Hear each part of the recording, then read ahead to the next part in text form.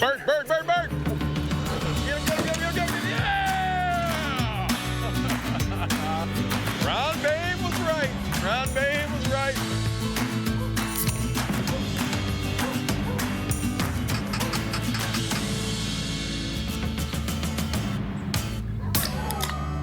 I'm feeling spry.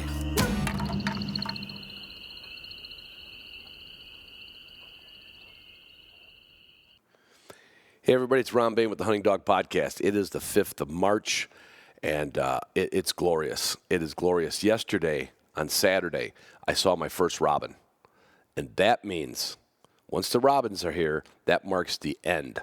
That marks the beginning of the end of winter, and it just gives us all a little pep in our step. And that means when the robins come back, that means the woodcock are following right behind them. That's right. I want to thank my title sponsor, Onyx Maps, because they are going to help me find some new areas to chase those spring woodcock. Now, this might not be where the woodcock end up. That might not be where they lay their eggs.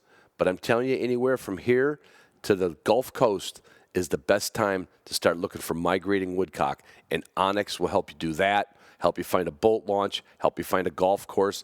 I think they added a Dunkin' Donuts layer. I think they did. I hope they did because that's my favorite coffee in the morning. Not a sponsor of this show, but we'll see what we can do. I'll talk to Ben and Andrew and see if we can get a Dunkin' Donuts app. Short of that, it'll help you find your next adventure. And on your next adventure, you should be wearing Pike gear. The technical clothing for the upland hunter, it's perfect for they have clothing for every season. They have everything you could possibly need to do your favorite outdoor activity, which is, if you're listening to this show, run around with your dogs, and this time of year up here, looking for spring woodcock. Right. Now, don't bring any of your Boss shot shells out with you when you're looking for spring woodcock, okay? It's going to be kind of hard to explain to the warden. He's going to think you stashed a gun in the woods somewhere and you're out hunting. No, this is no gun season. But it's no reason not to get your order in now for next season. If you think they're hard to find in the past, mister, it isn't going to get any easier. Get your next case, get next year's case of Boss shot shells now. And speaking of Boss, Tyler Webster's coming in June, and we're going to have an event. In fact, I'm going to have a little announcement at the end of this intro about what we're doing. So stay tuned. Don't skip. This is one of them don't skip episodes, okay? So get your Boss shot shells now, and I got an exciting little story to tell you at the end. Walton's is 12 months a year. It's not, it's some of the stuff we talk about, we don't use it every day. We use Walton spices every day in our kitchen. You should too. And if you really want to step up your game, just get the catalog, and you will thank me later. You'll thank me like those people who said, yeah, after listening to your show, I got a dog, a truck, a dog box, 2 shotguns, and blah, blah, blah. Well, that's what happens when you get your first Walton's catalog.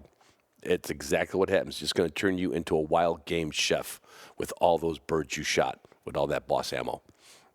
Your gunner kennel, well, obviously, it's not going anywhere, but it's time to strap it back down and get out. Training season is here. If it's not spring woodcock where you are, it's probably spring training season.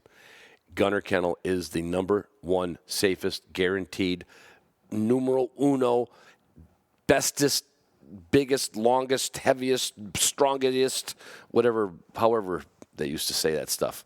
You cannot go wrong with a Gunner Kennel. And they've got something new coming up, which I'll have next week. On next week's episode, I will have a new product line that I will tell you about from Gunner Kennel. Yeah, how about that?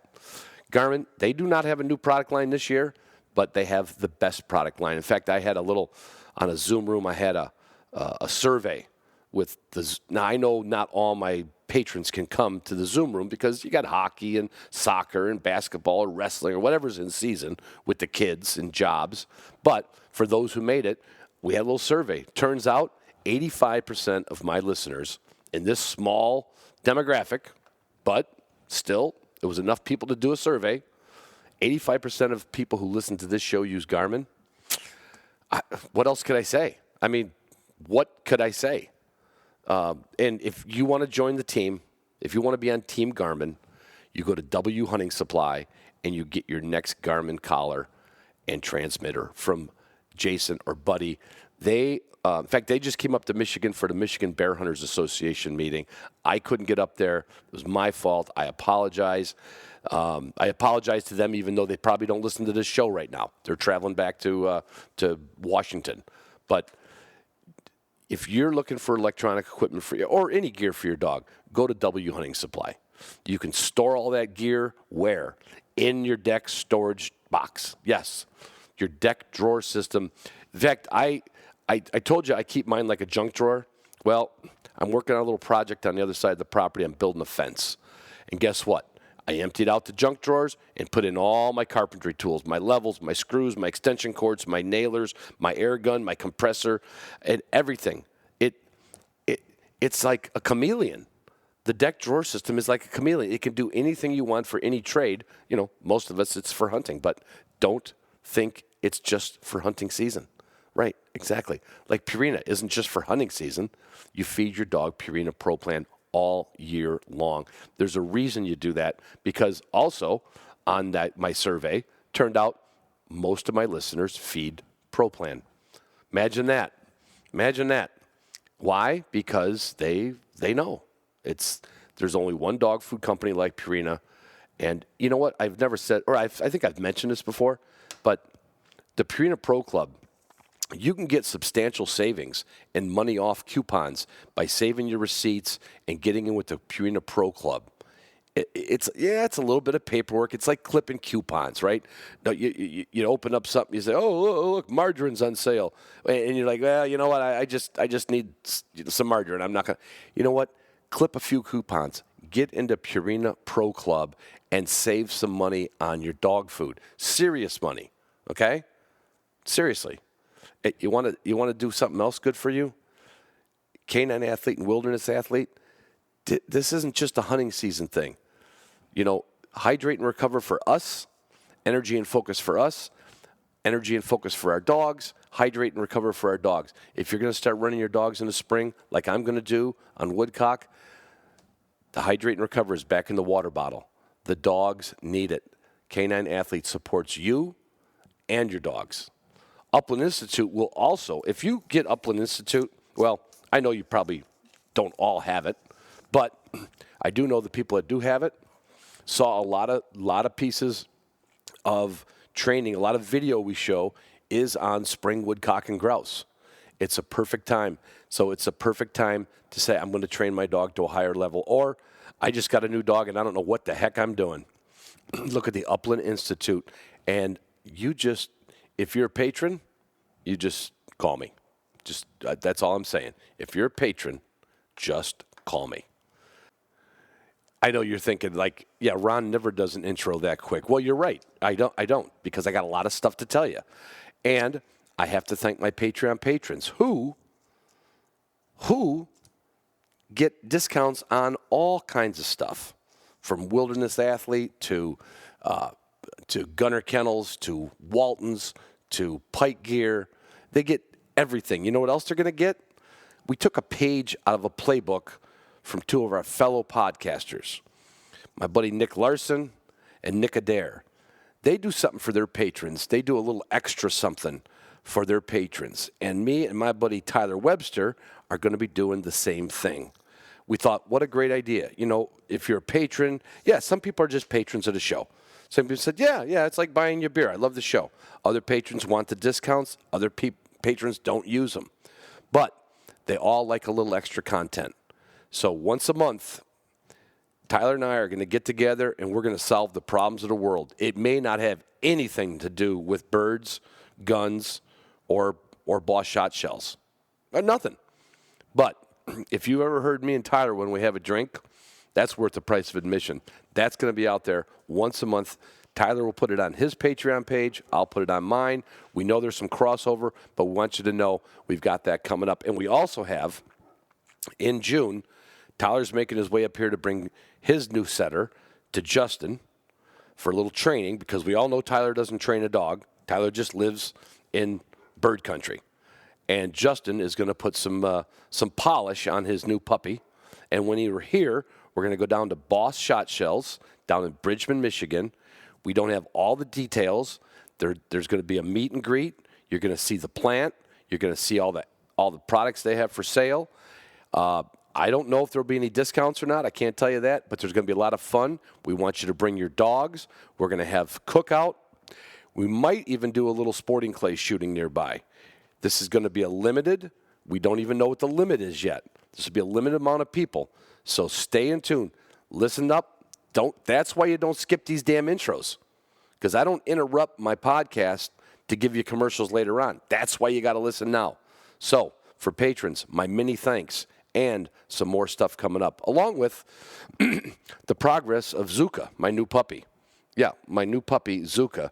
I am weekly going to be showing you what I'm doing with Zuka, from waiting to be released, waiting to be fed, her her early training table work. I'm not talking about trained retrieve, the things that I do with a pup to get them used to that table. By the time they're ready to train, they think that table is as comfy as a couch. So you get all that on Patreon.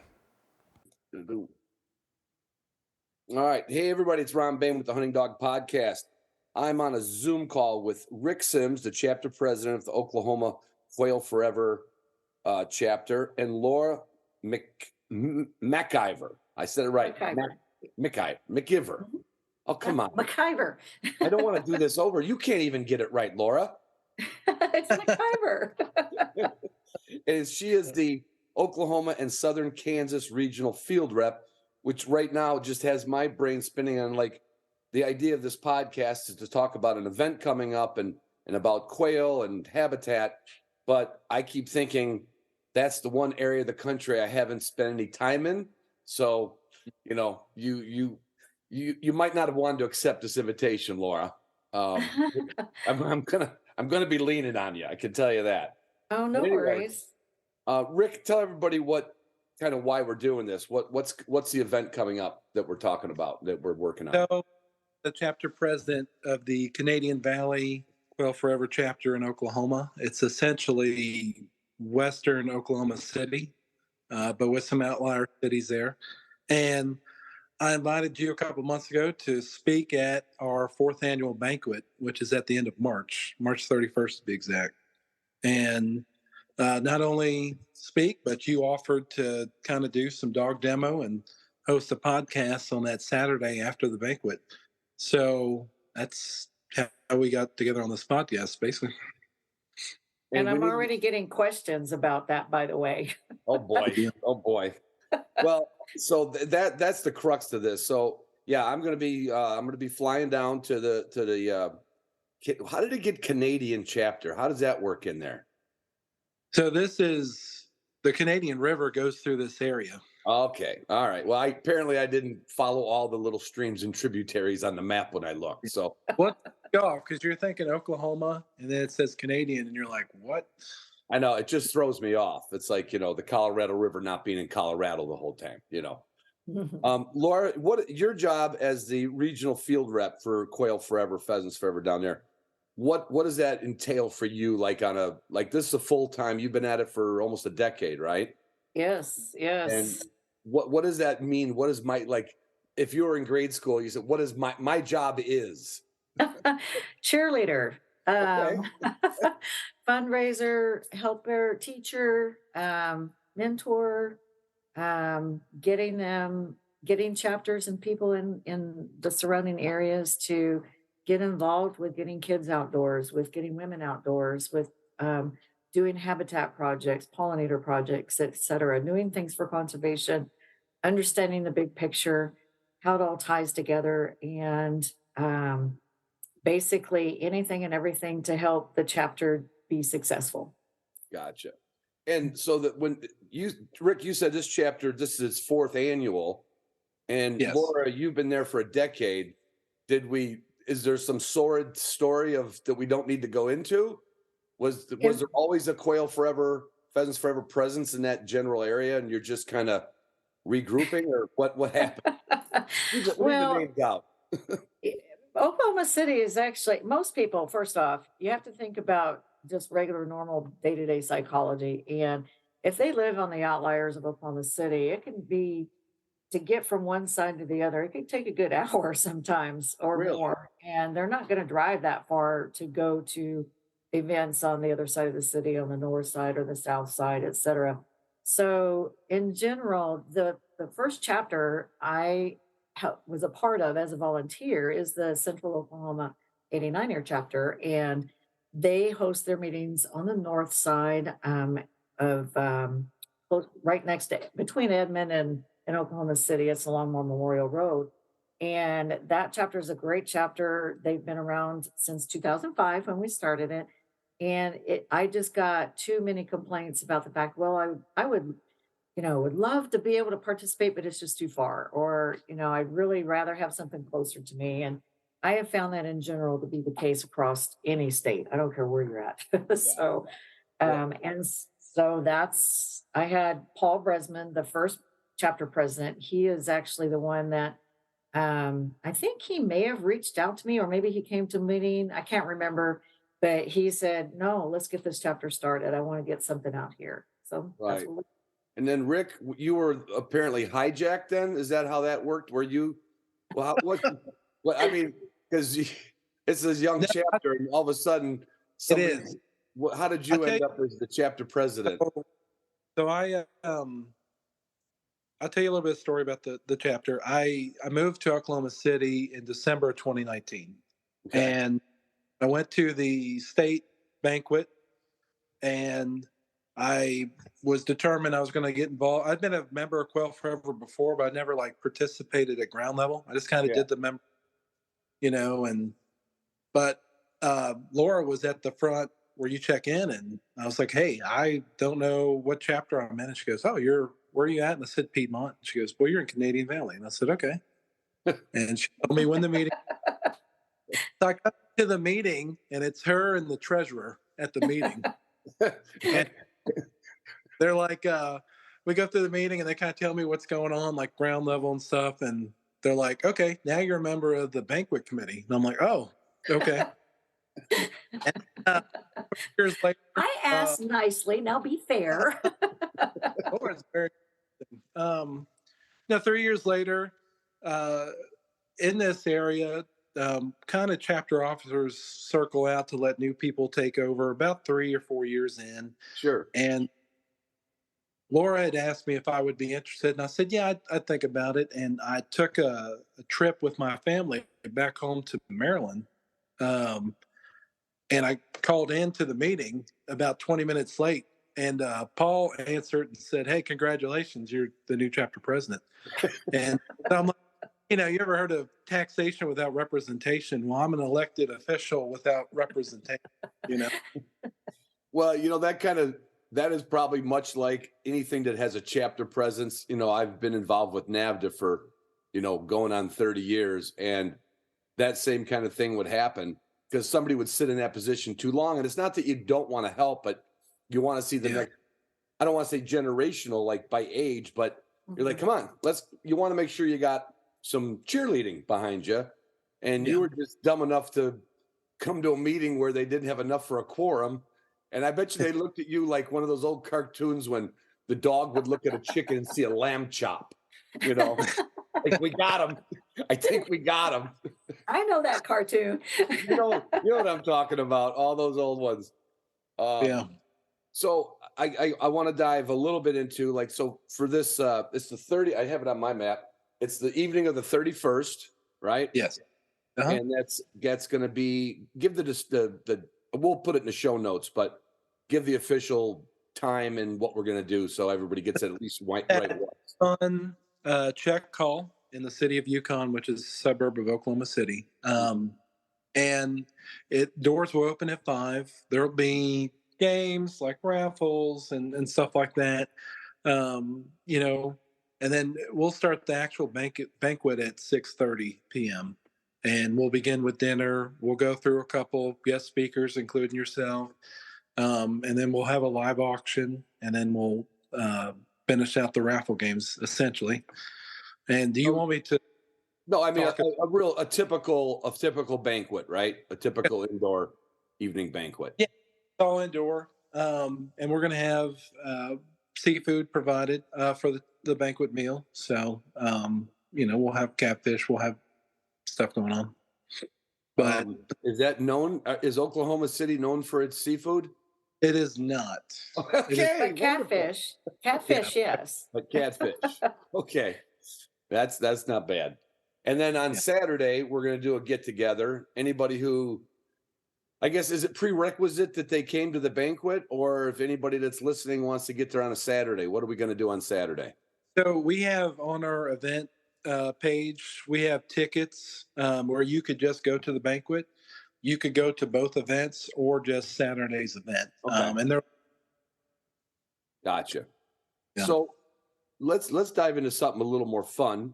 Now, Laura, I know you're not the biologist in the area. You're the representative. You're the hub of the wheel. But you probably communicate with the biologists, with all the chapters.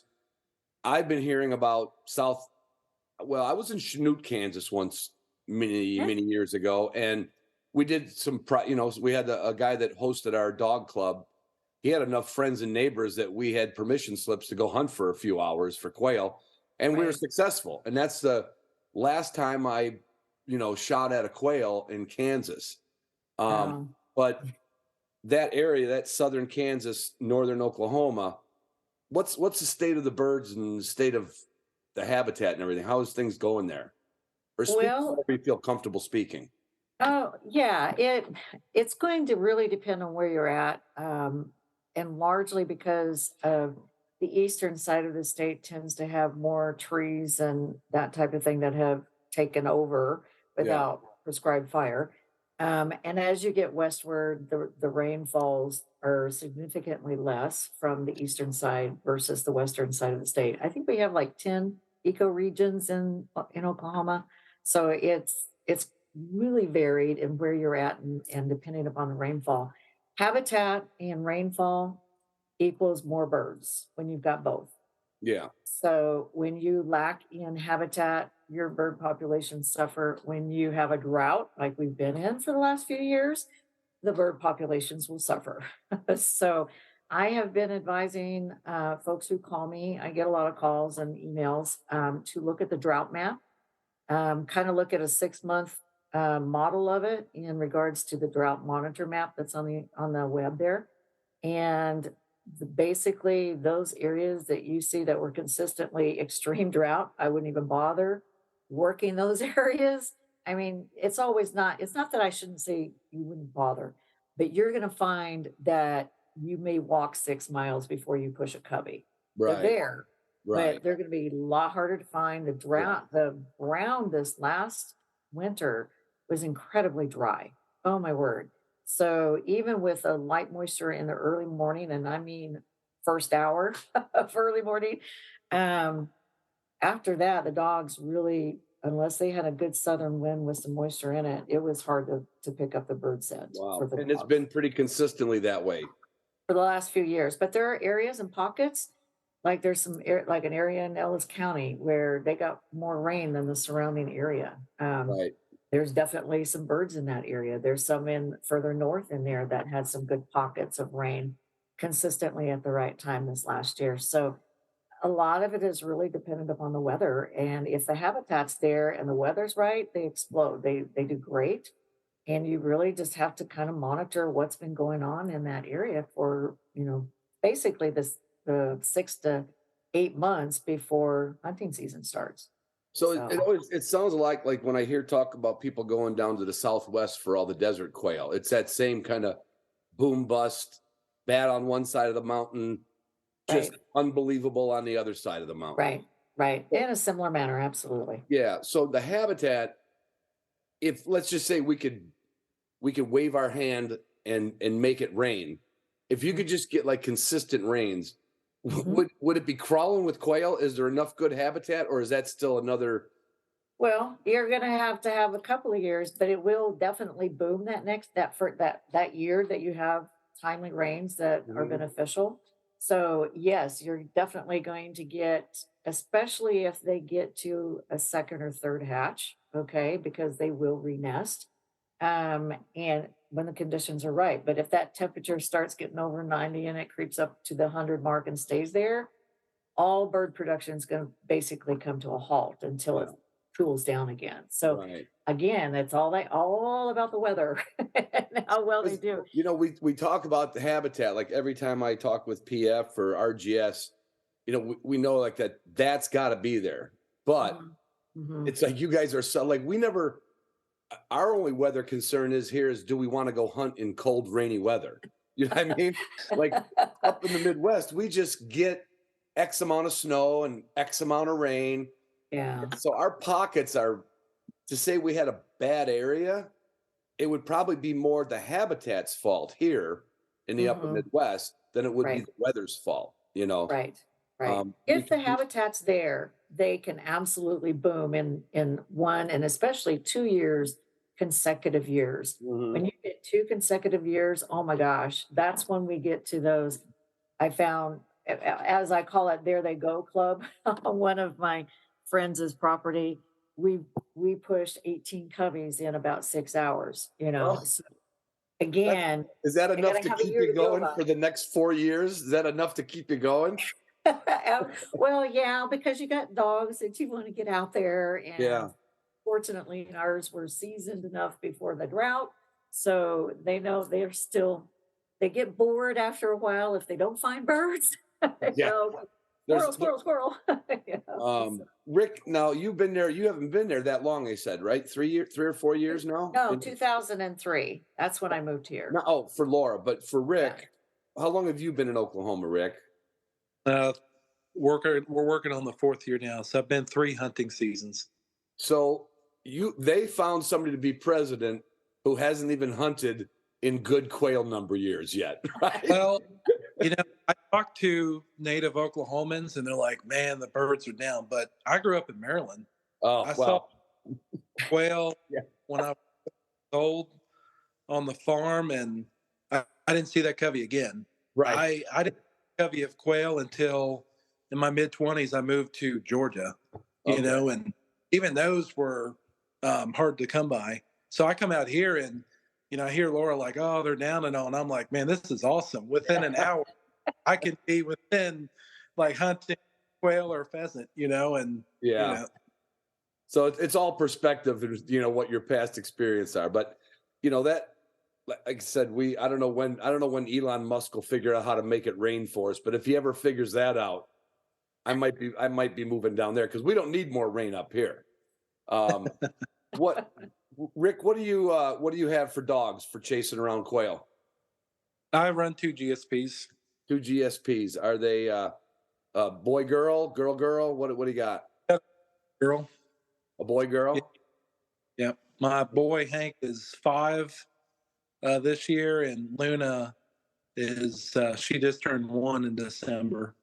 Every time I hear a dog's name Luna, it's got to be one of the most common dog names. I mean, Yeah, well, as a judge, like we read off the scores, so I'm always seeing, on a weekend I could see 20 new dog names, right? right, On a 3-day right. test, it might be 3 NA tests. It could be 30 dogs. Not that I would remember your dog's name, but you hear Yeah, it. I'm like, where are these people? The two Lunas that I know of were both nicknamed Lunatic. yeah. Well, so my wife's a big Harry Potter fan, and she wanted Luna because Luna Lovegood. Um, Oh, okay. so we call her, Looney Luna. Looney Luna. Huh? Believe it or not, at my age, now I don't know if Laura can say this, but because Laura and I are probably, around the same age. Um, my kids all were raised on Harry Potter. Yeah, And when we had a litter of puppies, let's just say 10, 12 years ago or something, we named all the puppies. It was our H litter.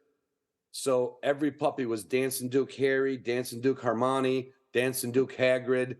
And there was enough characters in the Harry Potter series to get 10 H names that I didn't know. I didn't know anything about Harry Potter. And then my wife got me, quit laughing at me. This is embarrassing. My wife got me the whole book series in cassette tape because I traveled for a living and I lived in Virginia, just below Maryland there, for about a decade. I was there for more than half of the year for 10 years. And she kept telling me, I listened to these tapes and she goes, "You're going to like it. It's like you like hero stories, you like adventure, you like it when the good guys win and the bad guys lose. I'm like, this is a kid's fantasy. I fell in love. I know every Harry Potter movie and character and ghosts, and we have a Hogwarts room in our house. Yeah. We literally have a small room that it was like a sunroom. And my wife and daughters have been down to Universal so many times. We have wands and posters and all the books, and it looks like something out of what not Hufflepuff's house, but what was Harry's house? What was it called? Gryffindor. Well, Yeah, there we go. Laura, do you have any Harry Potter background? my kids were in that age where they were teenagers and definitely loved the series. And I watched, I think, all of the different movies. I read the first 2 or 3 books, but time-wise, time is a very limited factor here. So I have not been able to get through the rest of the books, but I would love to get through them at some point. And you don't have a Hogwarts room in your house? No, gun room, hunting room, office. What kind of dogs do you have, Laura? 3 brats, 3 Brits.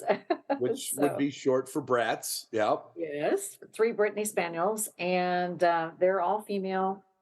I have 1 mother-daughter. So my older female, that's Liberty Annie Oakley, mostly because she was so independent, and she's probably the most alpha female dog I think I've ever had.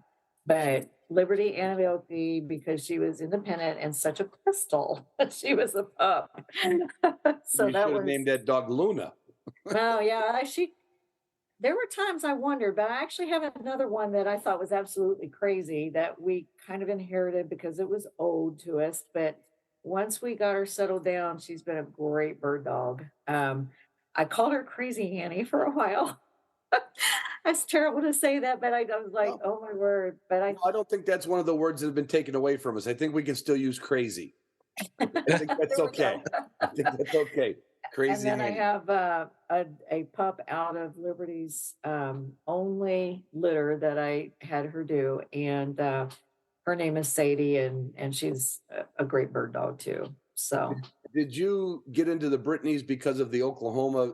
Like, there's a lot of Britneys because of the Smiths down that way and everything. Was there any tie into there? oh yeah, actually Liberty's dam and sire came out of Rick Smith's kennels. Gotcha. And so and Annie, I think I either her dam, at least some of her lineage is out of the Rick Smith kennels as well.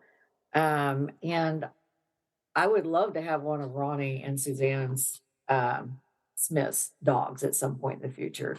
So Yeah, there's time. There's time. oh yeah, you're right. There's do you guys are they all bed sleeping house dogs, or do you have to keep a couple outside? Well, we have a kennel with the igloo Yep. dog houses. So we actually have a kennel for them for nighttime. They come in when it gets below the freezing mark and bad weather, like those tornadoes that went through the other day. They were definitely in my lap. So they don't like storms, but otherwise we've got a big, huge backyard, and they literally chase squirrels all day long. So I interviewed Rick Smith down at his home in Virginia about I don't know. This is my night, probably in about year 3, probably about 6 years ago, and I was so excited to meet. I'd never been to a Smith seminar, but if if you get Pointing Dog Journal or Upland, any of those, you just know the Smith cousins, right? And Delmer Smith. So I've got this like, oh my God, I'm going to one of the icons of the dog training world, right? And I get to Rick's house, really nice house in the country in Virginia, and I'm expecting to see Brittany's, right? And I'm gonna get some pictures with Rick's Brittany's, and he comes out and meets me, and he takes me into this really cool look, like his office, which has got just all memorabilia up on the walls and pictures of his dad, and we're talking about. And I finally go, "Where's the dogs?" He goes, "Oh, they're in the kennel." I said, "Well, where's the kennel?" He goes, as far away from the house on the property that I could build it. Oh boy. When you've been around dogs as long as I do, I don't want to hear them bark. I don't want to smell them. I don't want Oh to. my. And we literally took about a 3-minute walk down a hill and through a little valley, Mhm. and then I got to meet the dogs. Oh, too But I fun. was like, I was picturing, oh, this will be like dogs on the couch and dogs like no, no. And my Mhm. dog's the same way. Rick, what are your dogs spoiled humans or are your dogs real dogs? They're spoiled. They're in the house. They're interacting with us daily, Mhm. every hour. Stay-at-home mom, so I get to leave and go to work, but she has to stay with them and you know hear the classic GSP whine and all that kind of stuff. Oh, earlier before we hit record, Laura said, "I'm sorry." that can I be a wasn't lot. going to be rude on your podcast. No, no, no. But I gotta dive into a couple stories because before we hit record. So, Laura, you're the first person I knew that graduated from the North Pole. North Pole High School. It's outside of Fairbanks, Alaska. Yes. North Pole High. They actually call it the North Pole High School. Uh-huh. Yeah, it's real. It's still there today. How many kids could be in a graduating class in North Pole, or was I was Fairbanks big enough to have a decent sized school? Well, interesting little story there. So that graduated out of class of 100. But when we moved up there, it was in the heyday of the pipeline. Now, my dad was not with the pipeline. He worked for the federal government. And actually, we all thought he was crazy because he actually asked to be transferred up there because he loved it so much. And we're Wow. all going, oh, and I can still remember driving up the Alka and going, my world's over.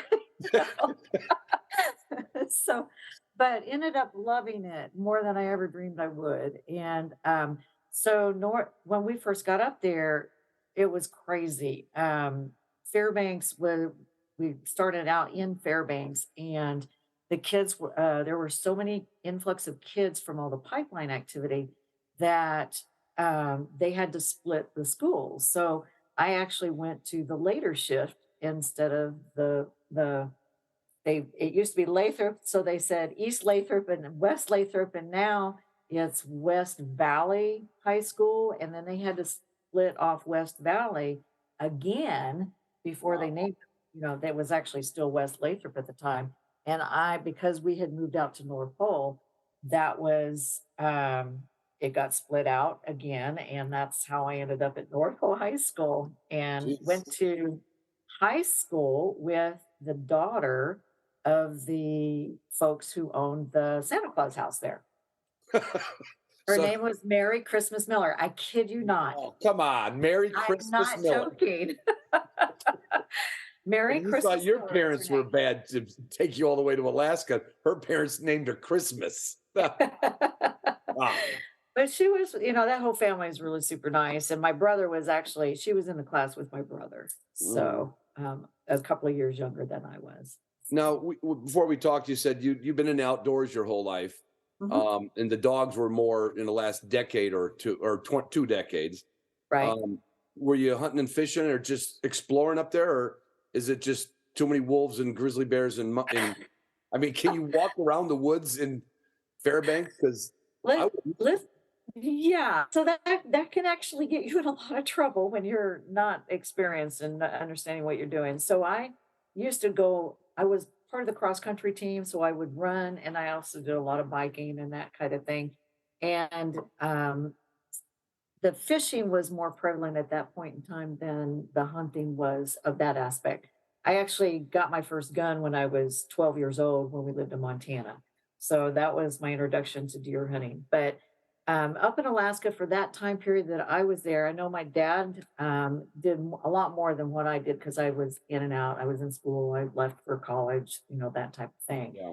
But I can remember having an absolute heart attack just on my bike going around the corner on this gravel road in the middle of nowhere and going, oh, you know what? And there's this big giant bull moose right in front of me. And I'm like,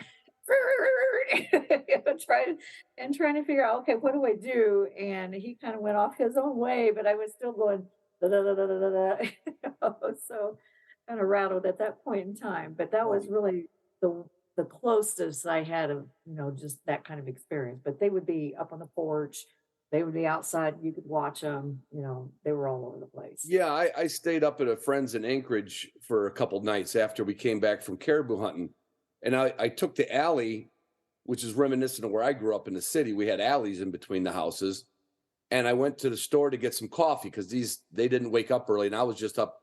I somehow stayed on Eastern time zone, even though when I finally relaxed, I just woke up and it was like, early and they're not up yet.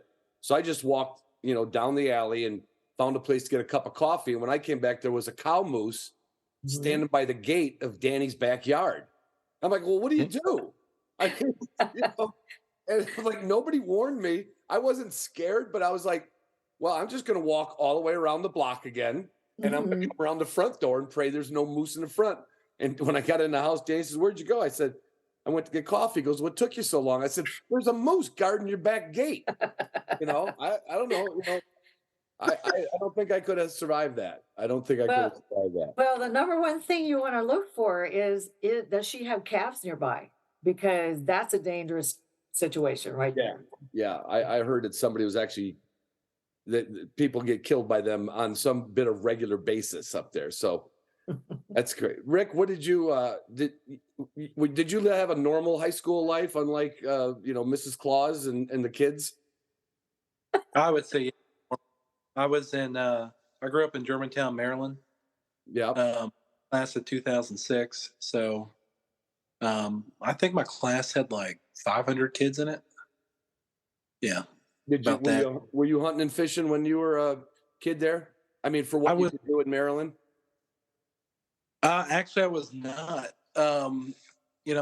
My grandfather had hunted before he joined the military, and afterward he stopped. We didn't even have a gun in the house, not because we were against it or anything. It's just I don't know what he experienced in the military. He just didn't want to deal with it. So I had some uncles that deer hunted, but I really didn't go out try to do anything. And it wasn't until I started working at Dick's Sporting Goods in college that I was behind the gun counter and I researched guns and I was like, I'd like to really start shooting these things. So I did. And then for me, with like hunting and all, I would have guys come in to buy shells. They'd start talking about duck hunting or upland bird hunting Yeah. and started to research it. And I was like, man, I'd really like to start hunting quail and pheasant and stuff like that. And then I went to work for um, 84 Lumber, a lumber company, and they offered me a promotion down in Georgia. And I was like, heck yes, because I thought Georgia would have abundant quail and stuff like that. And I got down there and that wasn't the case, but I'd already, yeah. So, There was uh, abundant quail, but it was nothing you could afford to go chase, probably. correct, correct. Um, I worked, in the lumber industry, and we would take customers to some of those quail plantations. So I got to do that, and I was Cool. like, man, I own dog. And shortly before I moved to Texas, I bought Hank my GSP. And Did you buy Hank from anybody related to, a famous dog training family, or no, did you oh, get them out of the I newspaper? bought. Listening to your podcast enough, I did everything wrong purchasing Hank that you Well, and explain to people what's the wrong so path. the wife and I, my wife, since we've been married, it's been a one income house. So at first I was like pushing for a dog.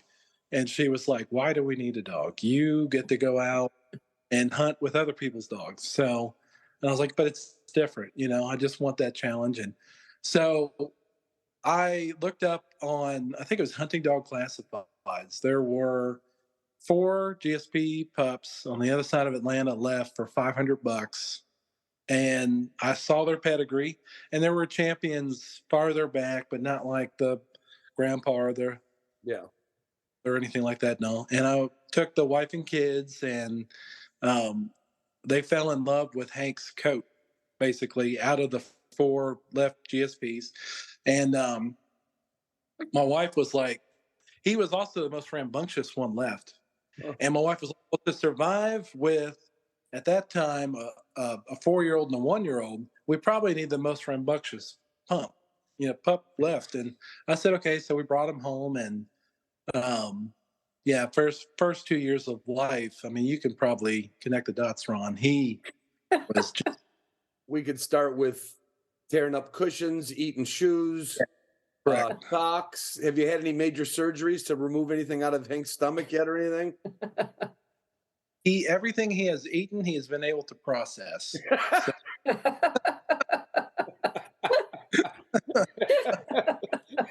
And I'll bet you you can't recycle any of it, but you No. could actually get verification when you went out and cleaned up the yard. Yeah. but what's funny is he would like my wife, she likes to, what I call nesting, right? When Christmas comes, she likes to have the special Christmas pillows and stuff like that. Hank would leave alone the regular couch pillows. When Yeah. she would put that holiday pillow out, that thing was within like minutes. And he targeted her boots and shoes. Like, he didn't really attack mine. And he would be like, "Your dog, and I'm like, you picked him out." Like, we went there. Like, and so she really couldn't say anything because she did. So, but with Luna, I did a different route. I picked a local breeder. He's heavy involved in our NAVSA chapter. It's Prairie Valley Kennels, Michael Maxwell. And I went to him. He had a litter, and he had like 12 puppies out of this litter, and the last 2 were there. And he was like, "Do you hunt?" I was like, "Yes, I hunt." And he's like, "Well, what are you looking for?" And I was like, "Hey, look, this is what I did on the first pup." Right. And by his DNA, somehow he survived and became a good dog, Yeah. I was like, but this time I want a relationship with the breeder. I want someone I can bounce stuff off of and stuff like that. So that's how I picked up Luna, essentially. Well, yeah, I've got, my first short hair came from a newspaper, and it was $45. Now, and this isn't when a good German short hair would have been probably 250, and back then it was always 250 for males and 300 for females. There was always a $50 difference. And I kind of braced my wife, same thing. My wife was staying at home, and I had to get a bird dog. So she saw it in the newspaper, and she goes, "Is this a bird dog?" I'm like, "Yeah." And it was within our budget of $45. And Yeah. you know what I got for $45? Yeah. I got $45 short hair. So I can sympathize, and that's why I like on the podcast. Like you said, you've listened for a long time. I've told people that I've literally had people change the breed they're looking for. I said, if you can find a breeder nearby you that's there to bounce things off of, if he's a good breeder, he's going to befriend. You'll end up sending them Christmas cards, if you've got the time. And right off the bat, you already feel like, not that you have a better dog, that you got a better chance, right? Mm-hmm. Yeah.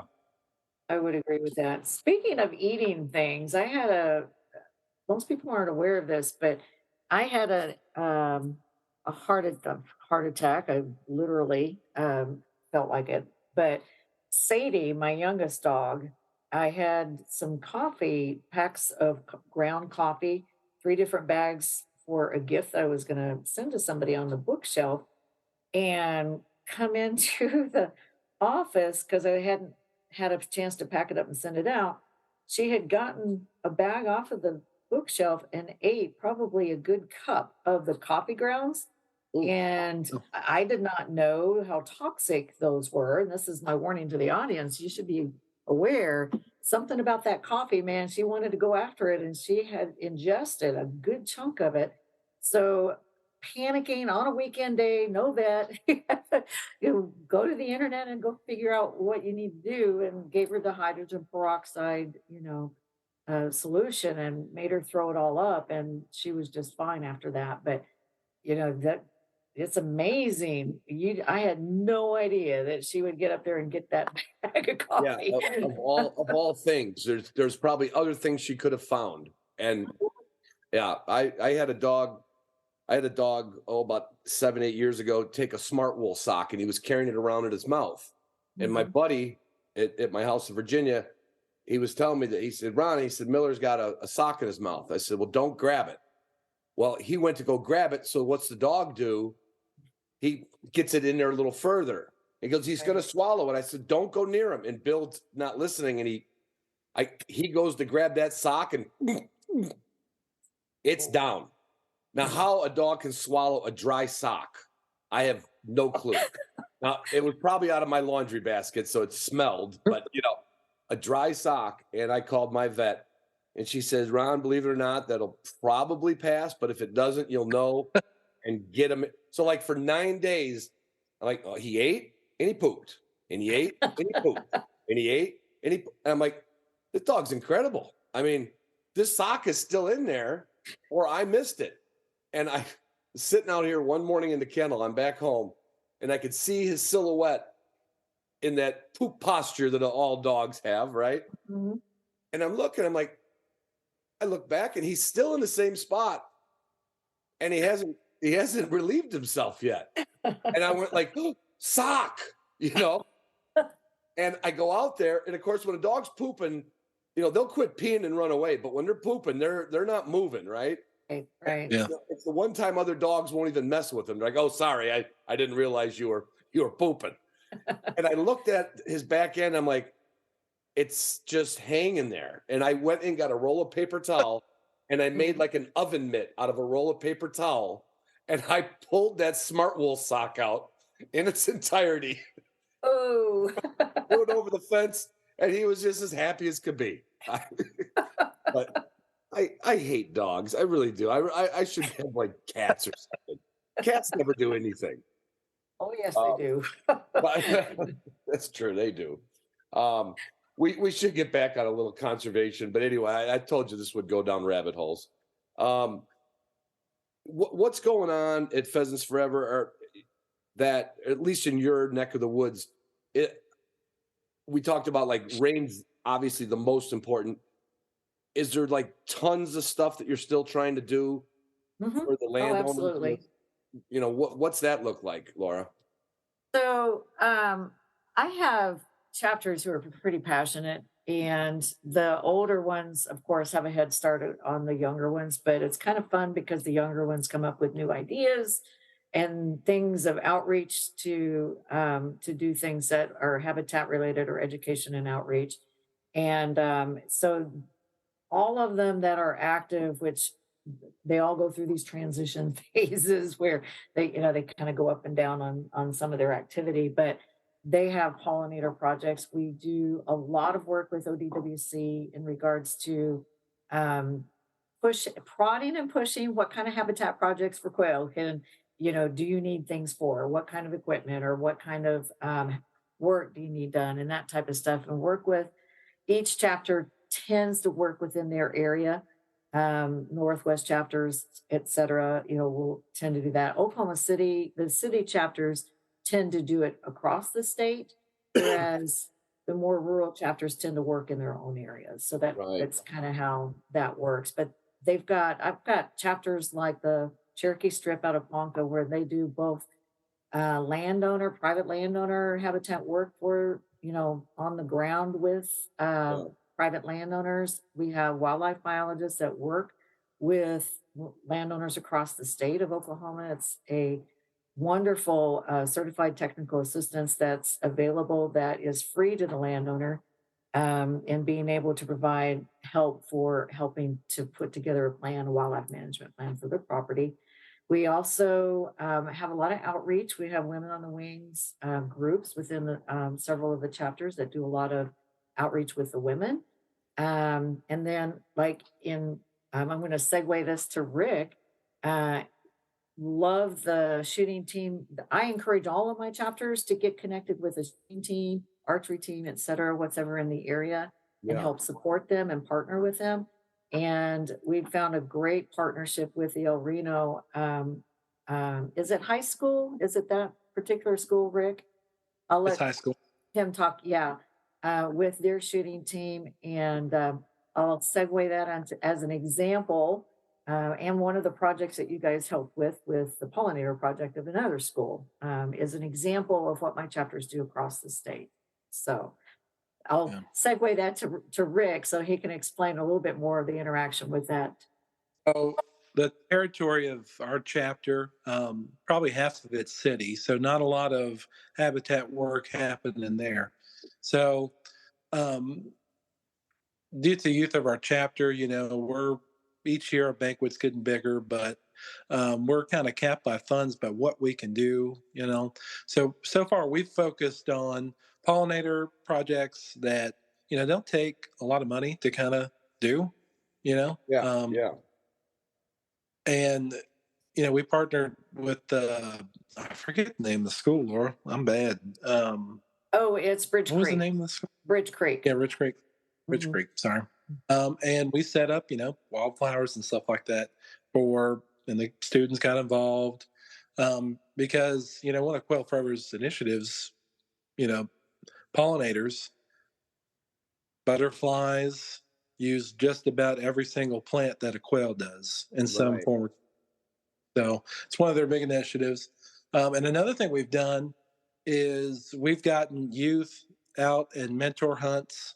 Um, a couple of weeks ago, right before the end of quail season in Oklahoma, we took out some of the El Reno High School youth on that team, and we went out and quail hunted. Basically, they got to hunt over Laura and myself's dogs, and Nice. um, They did you not know, have that at my high school in Chicago. They did yeah, not. Our habitat was really, really firm. The ground was really firm. well, Mhm, they didn't. concrete. I've heard. I interviewed a guy from, I think it was the Scholastic Shooting. There's the whole network. So do they Mhm, have that in that high school too, like the trap and skeet team, or is mhm. that something you're working on?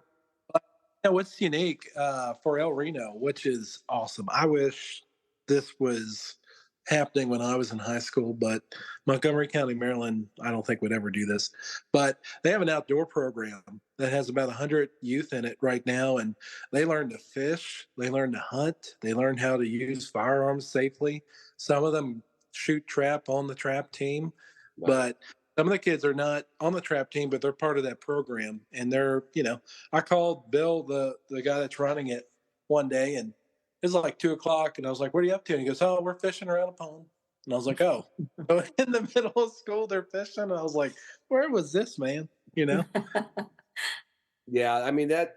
You know, I've never been a mentor per se. My daughters all took hunter safety in high school, but it was just a hunter safety class. There was no field application to it. There was no, I think they had boater safety, hunter safety, and probably Yeah. fishing tackle safety or something. But is that? I know the scholastic shooting is getting bigger. Is this something that you're seeing in Laura? Are you seeing this in other high schools? Other high Yes. schools, is it catching on? Oh, yeah. Well, and ODWC has done a great job. Our Department of Wildlife Conservation of Oklahoma has done a great job of integrating the scholastic shooting teams across Oklahoma. So they have a number of competitions throughout the year. They have a shoot off, and then those kids get to qualify for nationals and that type of thing. Yeah. And we go to them first in regards to um, in chapters partnering with those schools if possible, just because they've already gained that knowledge of how to handle a gun. So it's a little easier for us to go ahead and get them to that next level of bird hunting. So Right, because that's I an actually obstacle taken out of the way for you. exactly, and so that's been a wonderful segue. And I usually end up between the youth mentor hunts and some of the women on the wings. This year I didn't do any women on the wings. Other ones took that one over, so I didn't have to do that teaching. But um, I usually have more than 100 kids in any one season that I have helped teach on the mentor hunting. And and one of the biggest ones that we have is put on by the Tallgrass Heritage in Tulsa and the Indian Territory chapter outside of Tulsa. It's actually a good another hour away out of Pryor. And they host a Northeast Oklahoma mentor hunt. And we have usually anywhere from 40 to 50 kids. That particular, it's a long day, let me tell you. Yeah. So, That's like having 4 short hairs. yeah. Kind of. And so we actually put them on time sequences now so that they don't all show up at 8 a.m. They're all, Right. staggered throughout the day. So, So um, ideally, I mean, I was never in sports. I don't follow sports. I couldn't tell you. Well, I could tell you who played in the Super Bowl because that was on. But I mean, I couldn't tell you who won last year. Any mhm, sports stat. But I always wanted one of them jackets with a letter. mhm, mhm. So I could see someday the letter jacket will be QF or PF. Right? How about that? Actually, that's a great idea. I love that. I think I'm onto something. I'll take a little cut. I'll take a little cut. I'll step on it Okay, just a little I'm bit. going to write this down. But why not make that a letter jacket, right? And the kids can wear it proudly. Kids Coming like to a Well, shoot. kids like me that couldn't swing a baseball bat. mhm. Yeah. Yeah, I think That's we're a onto something here. Yeah. Well, and we can the chapters can give certificates and other things out to the kids, but I never thought about the lettering of a QFPF QF jacket. Yeah. I think that's kind I of mean, I don't even cool. know if kids still use school jackets, but they did when I was a kid. It was a thing. Well, I can tell you one thing, all of those t-shirts that we hand out to kids across the state sure get worn. It's Yeah. so I So can imagine that the any kind of jacket probably would. yeah. So what's the season Oklahoma like open and close? I know it's open late because I've always told people said, come on, we're gonna go down there, and I didn't do it. What is the regular, and I don't want to leave pheasants out of it, but Mhm. pheasants just, I mean, there's some pheasants in Oklahoma, but I mean, that's not, no one's gonna take a trip to Oklahoma for pheasants unless somebody Right. invited them to a private spot. What's Well, what's the season for quail down there? it's always the second Saturday in November is when quail opens. And Okay, then December 1st, no matter what day of the week it is the opening day for pheasant. gotcha. So, and then all the way, they both last through, if you're in state, well, for everybody, pheasant closes January 31st. Gotcha. And then out of state, quail closes January 31st. Gotcha. And then the 15th of February in state for quail Gotcha. closes. So Nice. That's a pretty liberal season. Yeah. If we mhm, could just get the rain. If we could just get the rain. get some Now, decent stuff. Yeah. now I know Rick's got to babysit me when I come down to visit. Laura, you gonna be there? I will be there. Absolutely. I try to give as much support to my chapters as I can. I had this last weekend, I had 3 banquets in 2 days. Oh, So I only made 2 out of the 3. So, but yes, I will be hands-on helping both Friday and Saturday. fine. Good. Are you gonna bring some dogs? Because we need a few dogs for demos. Well, if you want me to bring my 3 brats, I can do that. Well, not Absolutely. 3. Just bring the worst one. Oh my. Okay. I have to think about that one. It depends on what you mean by worst. So, No, just something that'll make people laugh. I know what we're gonna do for Saturday is not. I don't want anybody to think that's listening to this that says, "Oh yeah, definitely, I want to come. Maybe I'll come because there's a demo." It's gonna be more about just my background in dogs and the things that I do, mhm, and I think a lot since since we, my partner Justin and I formed the Upland Institute. I learned more from him in about 15 months of filming than I've learned in 30 years of playing with dogs. And I just want to show people some basic stuff that I do with dogs, and I think sometimes it'll surprise them that their dogs respond. I mean, now if Rick, does everybody down there have a completely trained, broke, steady field dog, or do we have a lot of amateurs like yourself? Uh, let's say we have a lot of amateurs. I don't know. The NAVDA club, Oklahoma NAVDA, there's some good guys in there that know what they're doing. Right. Um, They've gotten dogs through a upper level test. Yeah. right now, when you encounter my dogs, I'm almost ashamed to put them in front of you. But in the field, they find birds and they bring them back mostly. So They don't eat them. They don't eat them. That's good. don't eat- well, Laura, weirdly, her and Hank had an encounter at that youth hut. Hank was not giving her that bird. I had to be, but I had that much tough of a time. I think maybe he was kind of like, "You're not daddy. Why the heck am I Yeah. giving?"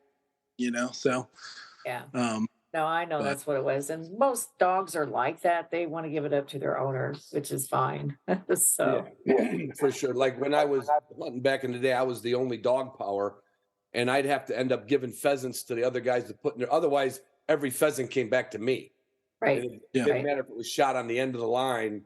They're like, Mhm. "Well, where's Dad? Here comes the bird."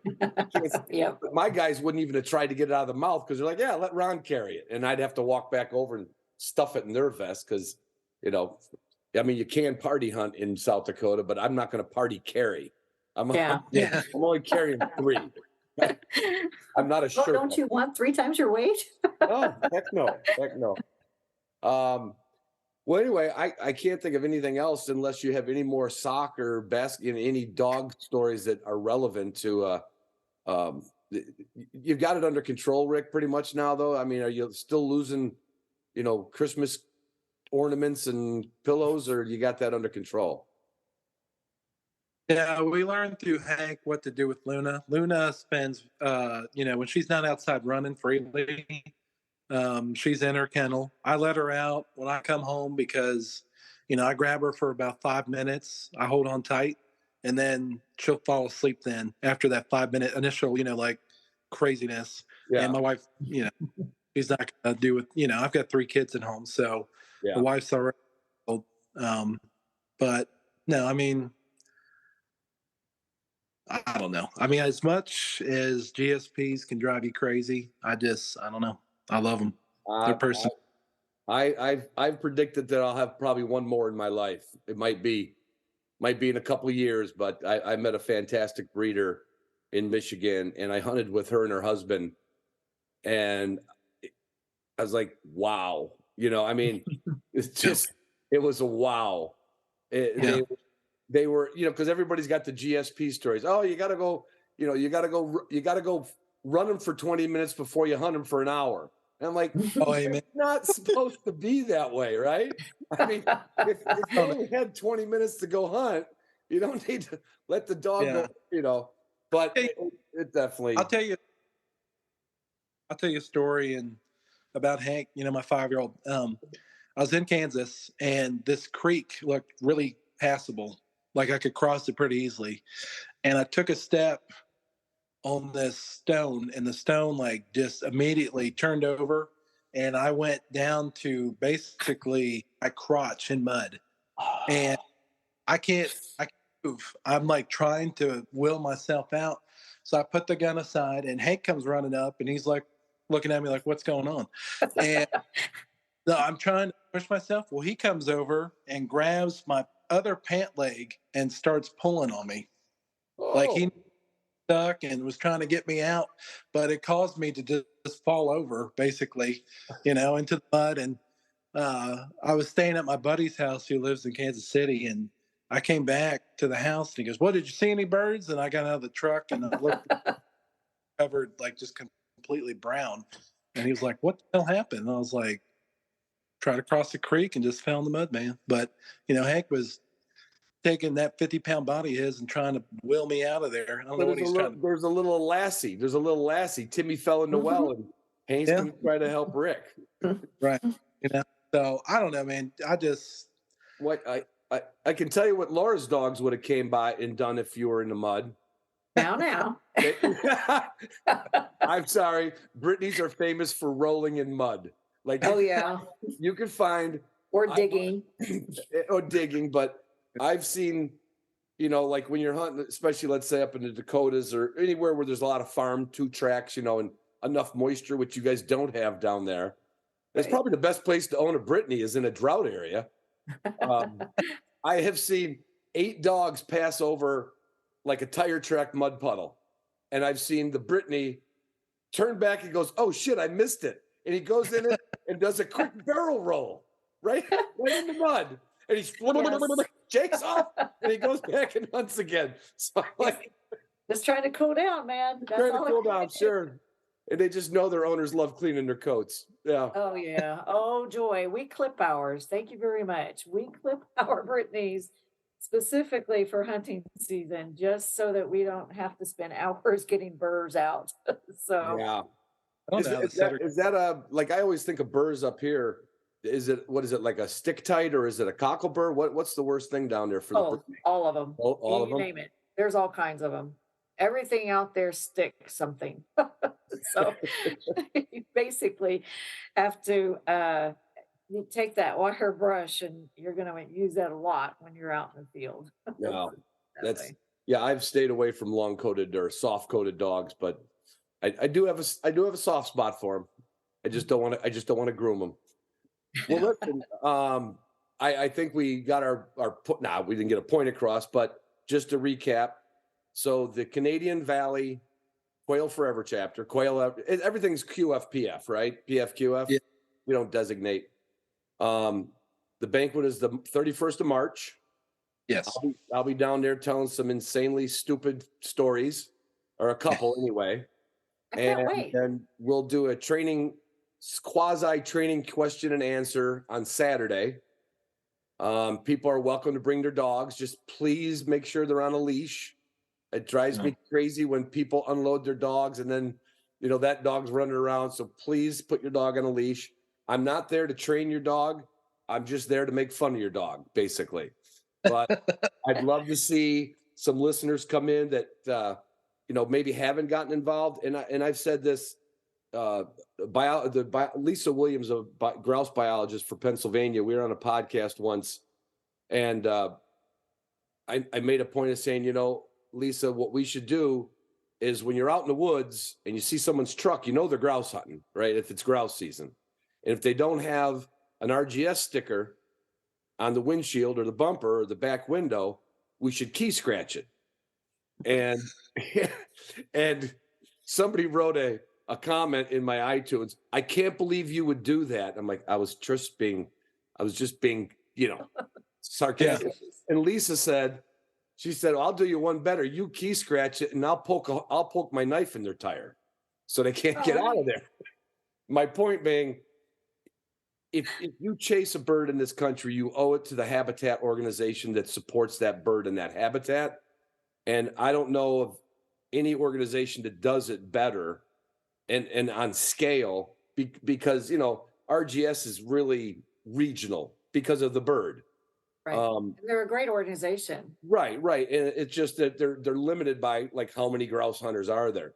But I'll guarantee you, if you could survey them and people honestly answered, you're not going to find enough quail hunters that are actually members of, let's say, Quail Forever. And that just has to stop. I mean, you don't have to be like goofy enough like Rick to show up at a meeting with two people and make it a quorum, and become the president. Just get the magazine, just show the support because you're out there doing it. And if somebody thinks they're doing it for altruistic reasons to make money, they're not. I mean, I know what is it? 91 cents on the dollar goes back to, Absolutely. the habitat, which is everything. It's, like I said, we can't do anything about the rain till Elon figures it out, but he did get me internet on the top of my roof finally. So I'm happy about that. But no, I encourage everybody to, again, I'm going to say it again because it's my mantra. Whatever bird you chase in this country, and if you chase all the species and you're lucky enough to be a traveling wing shooter, you should have all 4 stickers or all 5 or whatever on the back window or your back bumper because or that life membership in the back behind your office on the wall there. Yeah. I see that. You know what happened? That was alcohol induced. It was probably how Rick got. It's probably how Rick got to be the president. They probably plied him with a beer or something. Yeah. I was at a QF. It was in Minneapolis years ago. I went to before I had a booth there, and there's always a lot of spots in those hotels to sit down in a corner and have a drink. And then somebody saw me and said, "Oh, Ron, come on over here." And I'll say this young lady, she was my age. She came up, put her arm around me, and she goes, "Who are you?" And I said, "Oh, Ron, blah, blah." And this guy's saying, oh, Ron's been this and he does this. And she goes, "Are you a life member of Pheasants Forever, Quail Forever?" And she just kept rubbing my back like I thought I was going to get a date, And I'm like, well, I was like, wow, she's kind of cute too. You know, of course I had enough beer in me. And she literally said, she goes, we can take a credit card right now. So you guys are sneaky. I will tell you Oh, that. that's hilarious. I don't do that. I walked out of there, no phone number, still happily married, and a life member of Quail Forever, all because I had one too many beers. But I was glad to do it in the long run. Yeah, well, I walk the talk because I am a life member of both Pheasants Forever and Quail Forever. So, and I know for a fact, working within the organization, you see it on the outside, and yes, they say it. But when you work with inside the organization, I can guarantee you that money goes back to the mission. But Yeah. that's the best part about it. Yeah, and numbers matter. I'm not saying we need.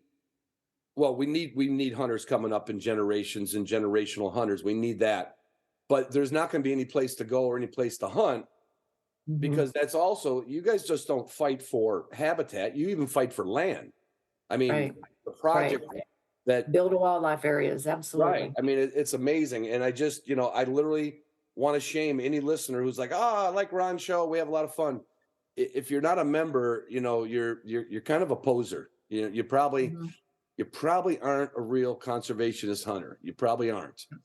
So, Yep, and I no agree. excuse with the price of gas and the price of shells and the price of alcohol, man, $35, $40. If you just want to go minimal, that's not bad. That's not bad. Right. And you get to come to a banquet and see a blowhard like me yak around for the night and play with dogs. And it's fun. And it's fun. It is absolutely fun. Absolutely fun. Well, one of the dogs is exploding. That means somebody's come to the kennel. I guess that's a good segue to wrap this up. So, All righty. Laura, thank you for coming on. Rick, thanks for coming on, sharing a few stories. Laura, I'm going to have more questions about high school and moving, tearing children away from their friends in 8th grade to be dragged to Alaska when I see you. But we might get a couple of those stories on the podcast when we record one on Saturday. Absolutely. And thank you for inviting us. We appreciate it. And Rick, I nominate you as my producer for the podcast because obviously you'll take any job anybody, tells you. Like, I need a producer. Rick, guess what? You're the producer of the podcast. Anything for the cause, Ron. Now, hey, Ron, I want to thank you, on behalf of our chapter for taking time to come out and do this for us. Well, it means a lot. It'll be fun. That's really the reason I don't even hunt.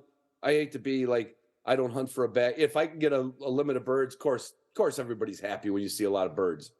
I literally hunt for friendship. I mean, I do. That's just what I do. I rarely even hunt by myself. I mean, I do hunt by myself a little bit, but it's the camaraderie is why I do this. I've never met you two. Well, I got to meet Rick for a split second in Minneapolis, and I'm like, yeah, I'm going to meet some more friends. That's what it's about. You're part of a big family, and anytime you come to Oklahoma, give us a heads up. Make sure we're here. But well, I'm going to look at the rain map first. Yeah, that's true. Very much so. But yeah, we'd love to take you hunting. Not a problem. Well, I got to make that happen. I'm not going to drive to Arizona like all of my friends do. That's just too far. I can get to you guys in a long day's drive. Yeah. All right. Sounds good. Rick and Laura, thank you for coming on. Yeah. Thank you. Thank you.